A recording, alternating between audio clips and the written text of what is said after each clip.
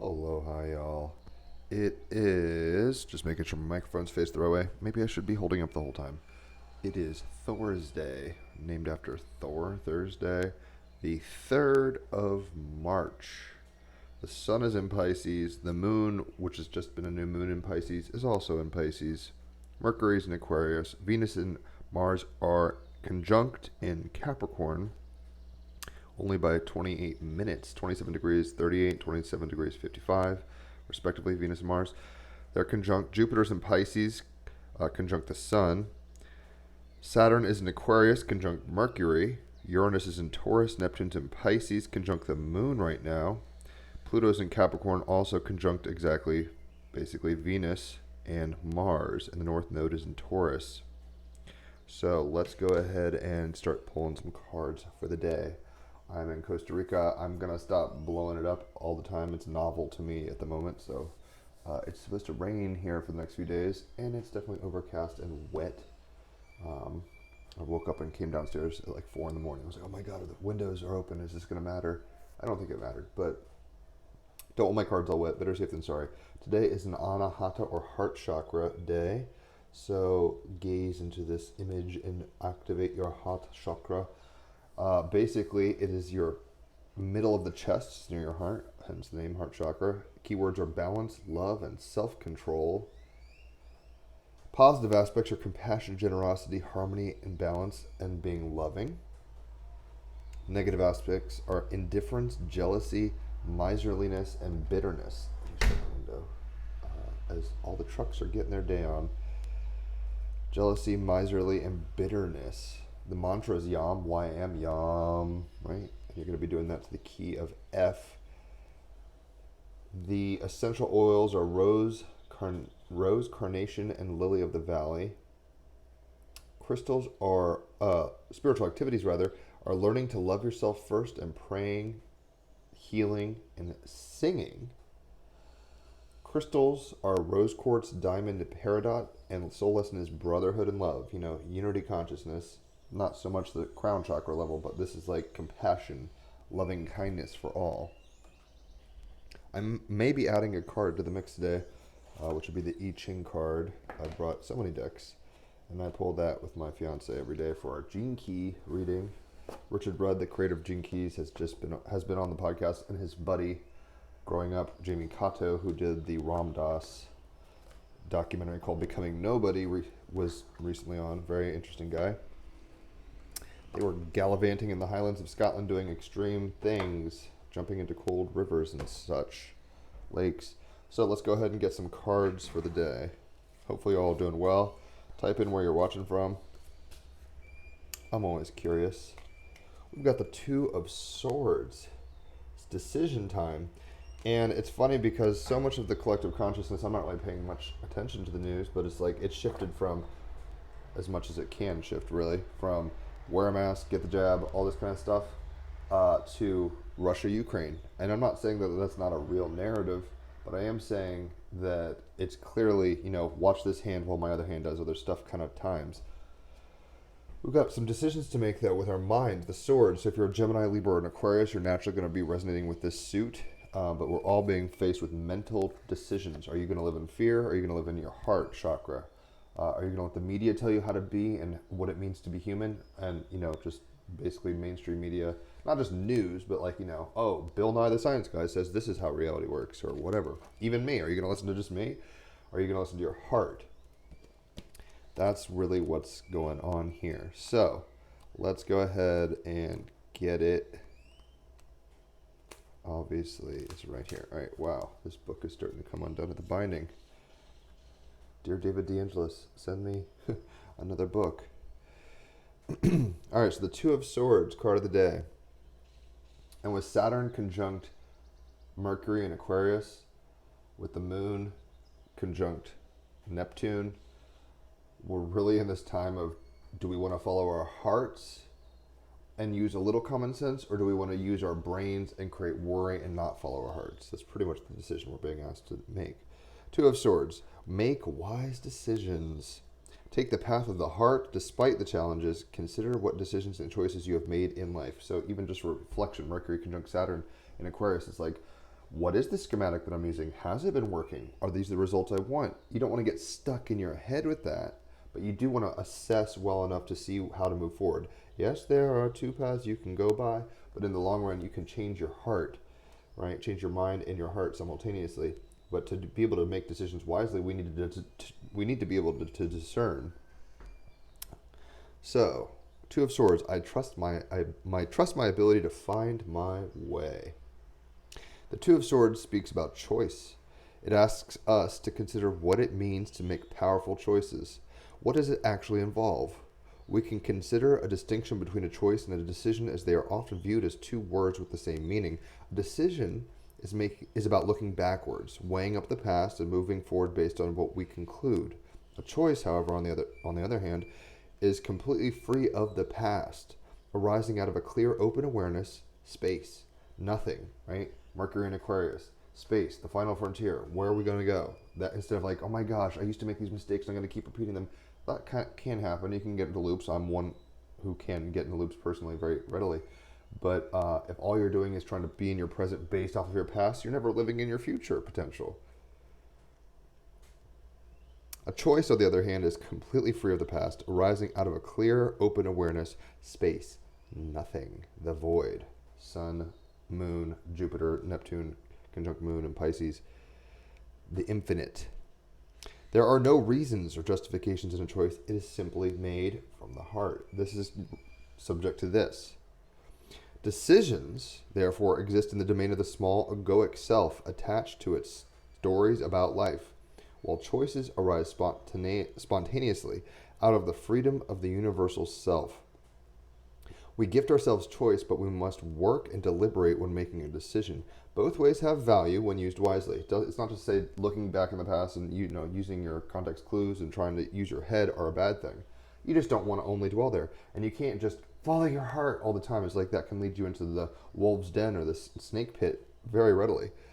You got to do both. And actually, it's ironic. There's a snake and a wolf in this picture. In our culture, we appear to have greater and greater choices.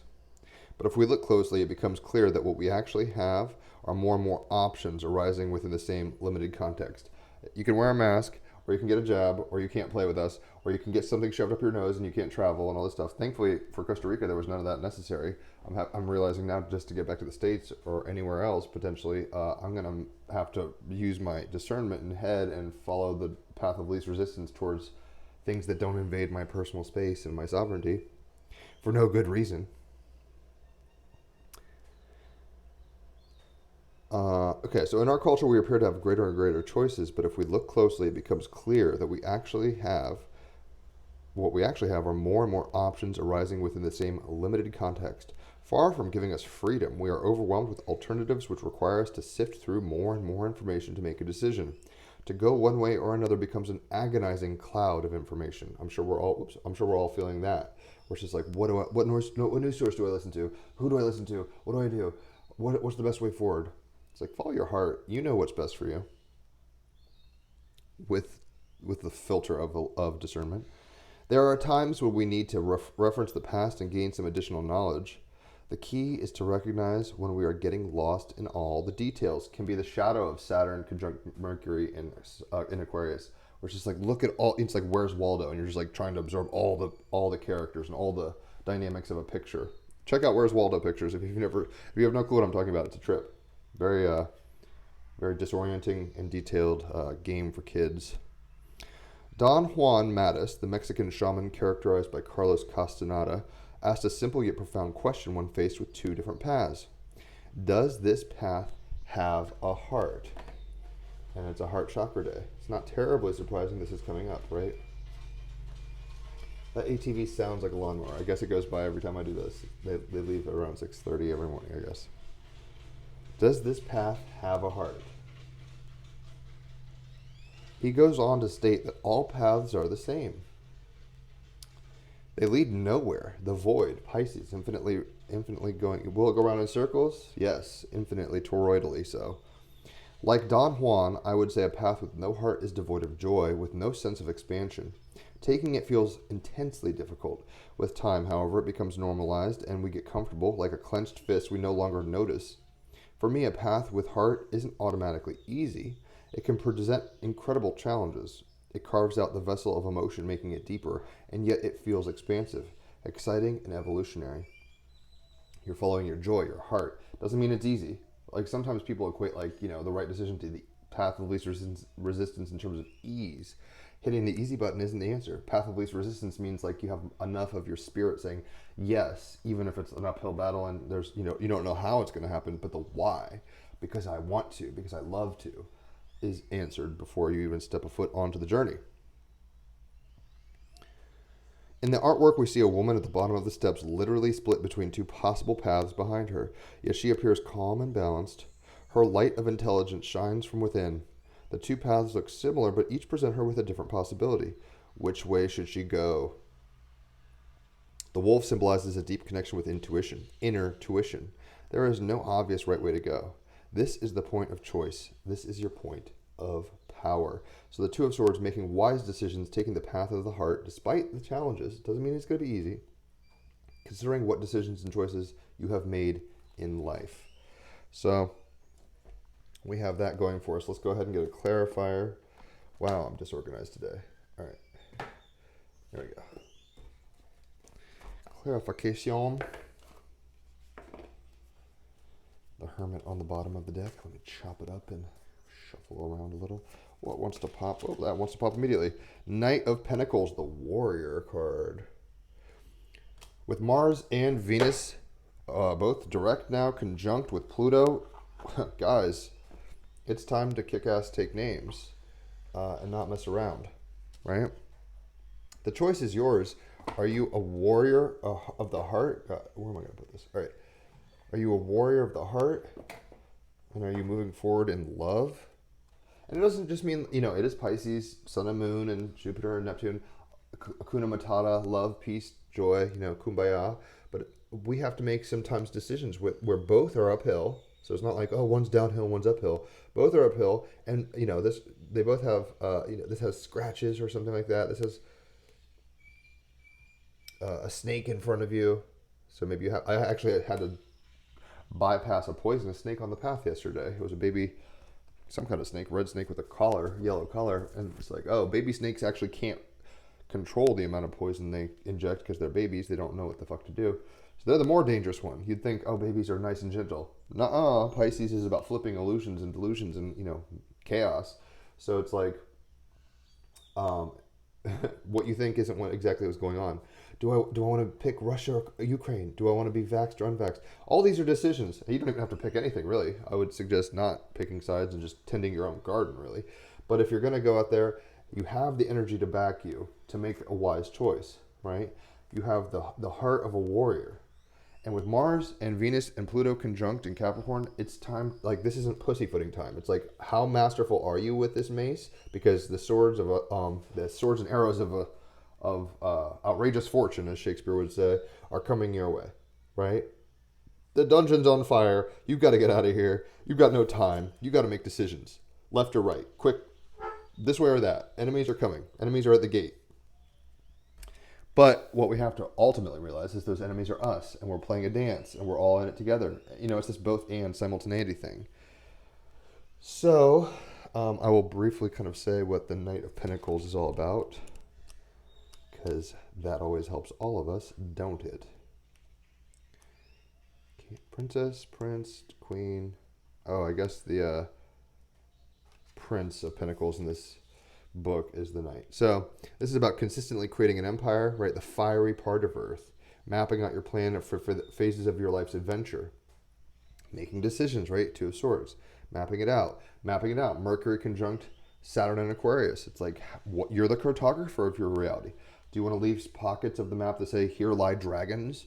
Or do you want to confront these things and be like, actually, it's just a baby snake. It's not even that big of a deal. It is poisonous, but it isn't going to kill you. Develop systems to keep your passion intact, i.e. your heart. Once again, Anahata Chakra. Your passion, your zeal. Develop patience and enjoy the journey you're on. We're all being called deeper and deeper into the mystery, right? And every step leads us it's like a fractal, like a bifurcating fractal, right? And every choose your own adventure, and there's no better way. It's just like this way has these pitfalls and these benefits. It's like, yes, the princess is here, but you'll have to like work really hard to get her. And here is freedom from all, from everything. You leave the castle altogether, the dungeon, but you got to get past dragons, right? So that's kind of the mode of today. It's not even about like you have to be in your head. It's just like fall into your heart, and I've got to do this myself more often. Fall into your heart and just sit there and feel how things feel. Pisces, Sun, Moon, Jupiter, Neptune. Feel how things feel. And hopefully you choose wisely. Just like in Indiana Jones and The Last Crusade. We're all given a choice. And everyone, the Nazi guys are like, oh my gosh, Jesus was the King of Kings, so he's got to have the most ornate goblet. He's got to have the most ratchet bling possible. And it's like, no, actually, it's a carpenter's son, and he was a humble servant of God and a non-pious person. So it's a wooden cup. You've chosen wisely, but the choice is there. We can't avoid the choice. And there's a Rush lyric. You can choose not to decide. You can choose to just stand there. You still have made a choice. You could just stand there and not fight and have this guy overtake you, or the fire burn you, or go back into jail. So not deciding is a choice. Let's go ahead and get a animal oracle. We've got the sea otter, which is about transformation. Very apt considering all the water energy, right? And even though they're in Earth sign, Venus, Mars, and Pluto, rather. Sorry, I can't speak right now. Venus conjunct Mars, conjunct Pluto is Earth energy. Pluto's about transformation. So there's a whole lot of transformation going on in the world stage, in your personal life. The sea otter. Now let me find number 18.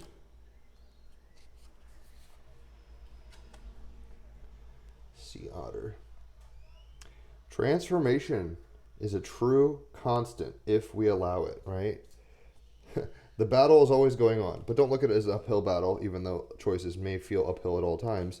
We're embarked, we're engaged in the dream, right? All this Neptunian energy, Piscean energy. It's a trip out here. We're underwater sometimes, and we have to do crazy stuff, which is this card we'll talk about. Like, there's no easy path here, and compassion sometimes even doesn't have the result you would expect.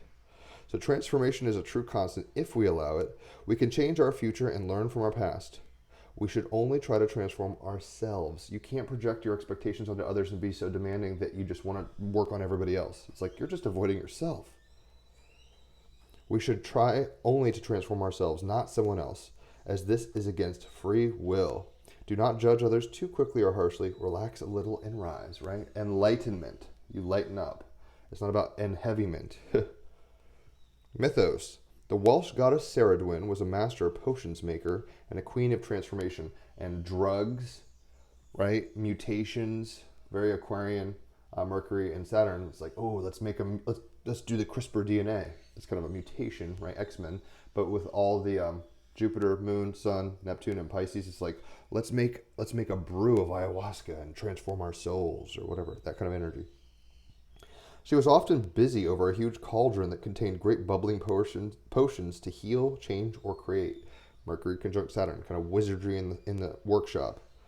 Ceridwen had a son, Morfran, who was very ugly.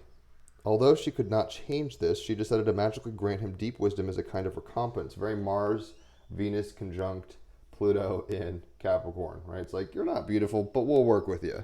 You could still achieve something. To do this, though, took much time and expertise, and the potion was complex and had to be boiled and stirred nonstop for a year and a day. Should the potion grow cool or stodgy, it would fail. The potion was also very dangerous. Only the first 3 drops imbibed would work, and the rest would kill instantly, right? So you've got to make wise decisions about how much to even dose yourself with, because you're always fighting against death and entropy and all these things, even in the dream of beauty and co-creation and harmony and all is one, and we're in the dream of God. That's true, but it's like there's dynamics that cause friction, even in the most beautiful dream, or else it wouldn't be interesting. That's how we can transform, through alchemical stages, basically, which mean, not just one line. It's like the line going every which way and checking out all the corners. It's like a pool table, right? It's not a fun game if the ball's just like, tick, and that's all it can do, like pong, like one way. Tick, tick, tick. It's more fun to go off the walls and ricochet and see all the potentialities. That's what alchemy is all about. To help Saradwin, she found a young boy, Guion, who had to stir and keep the fire burning when she could not. Right, Mercury and Saturn and Aquarius. It's like we gotta do this magic spell work and make this potion, but I need teamwork. We need to do this together. I can't do it alone. It's not a solo project. On the last day of brewing in the early morning, when Guion was stirring the pot, the cauldron bubbled some 3 drops of the hot potion onto his thumb. Without thinking, he licked the potion from his thumb and instantly became wise. All of the wisdom meant for Morphin flowed into Guion.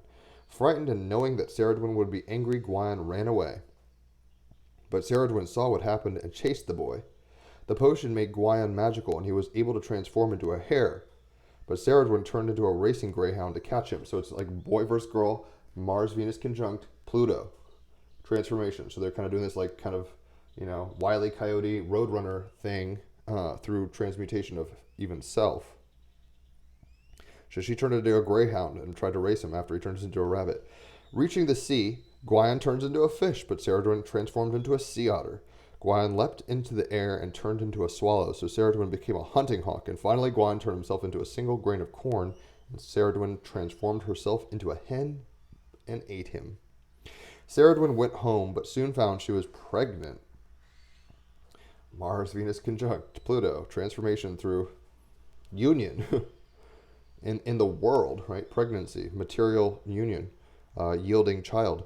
She just knew it had to be fathered by Guion, very Pisces, sun, moon conjunct Neptune. It's like, I don't have a birth control test, but I think it's you. Very intuitive, right? So she decided once the baby was born, she would kill the child. Venus and Pluto conjunct Capricorn. If I don't want this baby, I'll abort it. A boy child was born, and he was so fair of face, she could not master the resolve to end his life. Beauty of Sun and Moon and Jupiter, Pisces. It's like, oh, it's so beautiful, I won't hurt it. I'll have compassion. North Node in Taurus. There's value here. I won't destroy it. There's beauty. Instead, she sewed him inside of a leather bag and floated him off into the ocean, very Moses style. I don't know how this really solves his death problem. Just gets it, the baby leaves her story. The child did not die, for it was saved by the sea otters, and then that nursed the child upon their bellies and took him to shore. Heart chakra, the circle of life. They had compassion for this human child and raised him as their own. A human prince found the child and raised him in a royal household, and he became the famous poet Taliesin. The animal, the first sea otter, and this is Stacey DeMarco speaking. She's been on the podcast. Shout out. The first sea otter I ever saw was happily breaking a crab open on his belly with a small stone just off the shore on the east coast of the Pacific Ocean of Australia. It says Eastern Pacific Coast. That's not what we have in America, North America, or any of the Americas really. But this is very Sun and Moon, Pisces, Aquarius, Saturn, and Mercury. It's like, it's animals playing joyfully with their hearts open in the water and using tools creatively with their minds. They've decided to evolve a little and cracking open oysters with tools, basically. He was in the part of the ocean that was calm. The sun was setting, and for all intents and purposes, he looked like a human being having a last swim before it got dark while enjoying the colors of the fiery sunset. Sea otters are mammals that live in close offshore habitats. Although they live in cold waters, they do not store much fat, staying warm with a thick pelt of fur that resists water. Their back feet are fully webbed to propel them through the water. They are one of the few animals to use tools. They lever rocks off the shoreline and use them to open shells of prey and to smash crabs to get at the meat. Mercury and Aquarius, using their heads. Engineering. Some otters have a favorite rock they take with them and use over and over again. They quite delightfully carry their babies on their chests and bellies while floating face up in the water, and they link arms with other sea otters for stability while sleeping. Oh, how Piscean, how even that, the structure of their sleeping pattern, Saturn and Aquarius, is a group. They're not doing a solo act. The magic. In almost every culture that has a mythos around otters, they are seen as highly magical, intelligent, and certainly transformational creatures. Sun, Moon, Pisces, highly magical, intelligent. Mercury and Aquarius, Saturn and Aquarius, and certainly transformational creatures. Mars, Venus, and Pluto conjunct Capricorn. Transformation. When you are doing magical workings to transform yourself from one state to another, their energy will be welcome. Otter magic also encourages you to let go of your burdens and be lighter. Float. Remember what it is like to float on your back. Tense up and you sink. The more you relax, the higher you rise. Enlightenment, not enheavyment. Symbology: otter bubbles, baby with otters, otters under the moon. Status: due to extensive, unsustainable hunting during a 200-year period, the sea otter population dropped to around 1,000 individual sea otters. This is in Australia. Conservation has brought this up to an estimated 3,000, but they are still endangered since their range is now so small. So let's be good stewards so our animal friends don't have to, face our consequences head on, right? And fight for their lives. Hopefully we're not like the humans. This is the animal species and kingdom fighting for, our poor decisions. But we're being told that with the sea otter, we can transform. You don't have to stay in the dungeon. You don't have to stay sitting there and not making a choice. You can move forward in such a way that you actually come from your heart and open in great, great ways. I will start adding the I Ching. This is a great deck, I Ching deck. Like I said, this is an ancient oracle of China, and it corresponds swimmingly and exactly with the Gene Keys / Human Design System. If you haven't checked that out, do check it out. So what wants to pop today? We've got number 46, and guess what it is, y'all? Well, it's not. It's a flower, but I thought that was a whale diving. Ooh. It's not. It's a tree with a leaf. See? Illusions. Optical illusions. Both perspectives. Two fishes, right? Pisces, Jupiter, Sun, Moon, Neptune. You can see all the things. Mercury and Aquarius. So I'll read briefly from this little piece of shit book what that means. 46 is ascension. That's really the point here. We're at a crossroads, right? We're at a crossroads of transformation. And what is that transformation? Ascension. It's like, do you want to stay in the dungeon, or do you want to fight your way out of this? And fighting doesn't always mean violence. Fighting can mean like standing in your truth powerfully, or fighting can be being creative from your heart and shining a light in the darkness, right? But we're at that crossroads, guys. Every day of our lives we're at that crossroads, and you can always change your mind and change your heart, but we need to grow and ascend like the branch sprouting new leaves. So, 46, Ascension. This sign heralds a phase of exceptional success and recognition. You might even be presented with a chance to establish contact with a highly influential person. Use it with self-awareness, but avoid appearing smug, as this will only spoil things. It is especially important that you work ahead steadfastly and maintain your independence.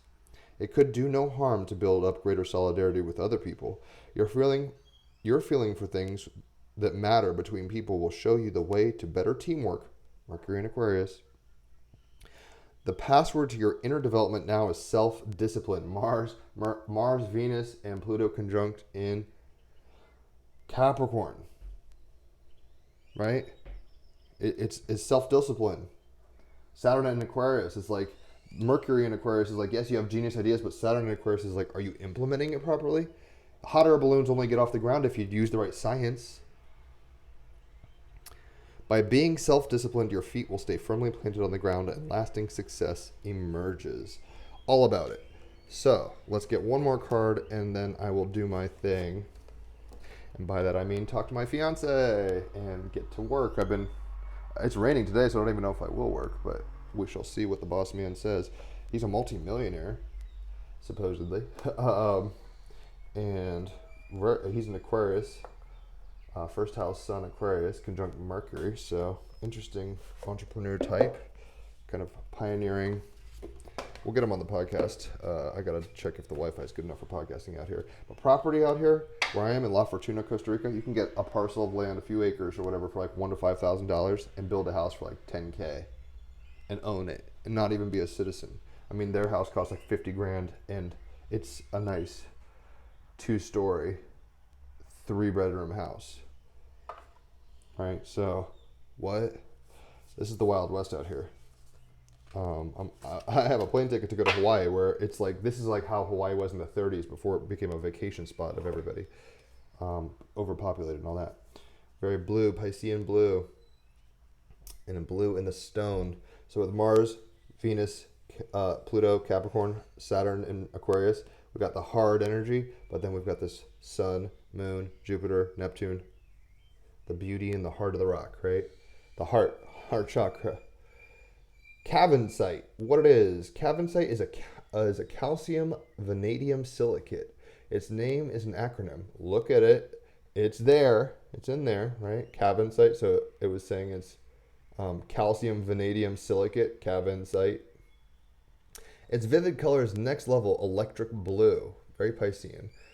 The best cavensite hails from India. It is a go-to stone for those looking to channel the messages from on high or explore the possibilities of supernatural communication. Talk about Piscean, Sun and Moon, Jupiter, Neptune conjunct Moon. It's like, I want to talk to the ghosts of the universe. I want to talk to the gods and the elves and the devas. That's this energy. And you can do it. Mercury and Aquarius conjunct Saturn. It's like, if you have a method, you can do it. Who needs it? Storytellers, soothsayers, healers, therapists, psychics. Pisces energy, right? Where to put it? Wherever you translate inspiration into the written or spoken word. When to use it? When it's time to speak clearly and straight from the heart chakra. When you want to get weird. Mercury and Saturn and Aquarius. Pisces, Sun and Moon. When you want to get weird, ask Cavensite to make you a conduit for messages mysterious and eternal. It says expand your consciousness. And how do we expand or ascend, right? How do we expand our consciousness? How do we transform? How do we make our prisons our journeys of becoming and freedom, right? Even if it doesn't end well, like in Braveheart, it's like, it doesn't end well. It's a sad story. Tragedy in that sense, not a comedy. But his transformation was powerful, and he asked for that lesson, and look how much it, I forget his name, Robert the Bruce. Look how much his personal story affected everybody. He made choices, hard ones. Do I sit back and let this king of England, I forget his, Longshanks, fuck us over? Or do I rise up out of revenge, essentially revenge porn? But do I rise up and take over these turrets, these high-walled castles in a weird way that looks kind of like a fenced-off, turret that they were in England? And they even used long poles against the English in that scene where they're like, hold, raise. So we have choices. Or you could just sit there. Even Robert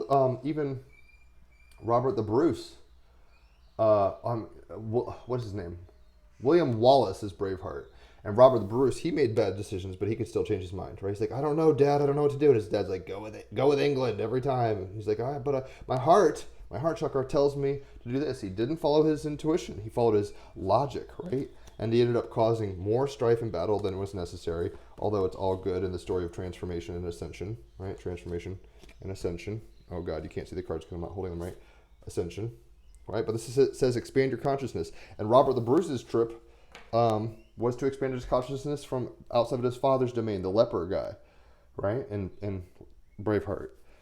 And William Wallace's expansion of consciousness was to find love and lose it and fight for justice, right? We're all battling something. No one is just sitting here going, oh, it's all good. Even if, if a poisonous snake bites you, it's like, it's all good. I guess or do you want to like run to the hospital, or do you want to sit there and accept death?